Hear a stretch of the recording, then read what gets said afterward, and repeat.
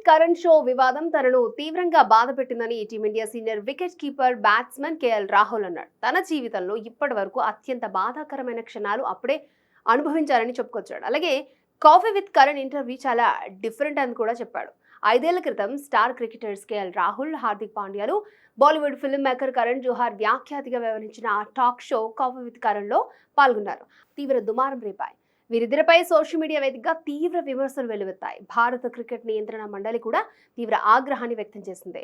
ఈ ఇద్దరు ప్లేయర్స్ కు 20 లక్షల జరిమానా విధించింది. అంతటితో ఆగకుండా వీరిని భారత జట్టు నుంచి తాత్కాలికంగా సస్పెండ్ చేసింది. ఇదే విషయాన్ని తాజాగా ఒక కార్యక్రమంలో ప్రస్తావించిన కేఎల్ రాహుల్ ఆ టాక్ షో పాల్గొన్న తర్వాత కొన్ని రోజులు తన జీవితంలో అత్యంత బాధాకరమైనవిగా మారాయని చెప్పాడు.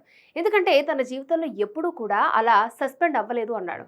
స్కూల్ డేస్లో కూడా తనని ఎప్పుడూ సస్పెండ్ చేయలేదని, అందువల్ల భారత క్రికెట్ జట్టు నుంచి తన సస్పెన్షన్ను ఎలా ఎదుర్కోవాలో తనకు తెలియదని వివరించాడు. అందుకే ఆ రోజులు తనకు చాలా భయాన్ని, బాధని కలిగించాయని కేఎల్ రాహుల్ చెప్పుకొచ్చాడు.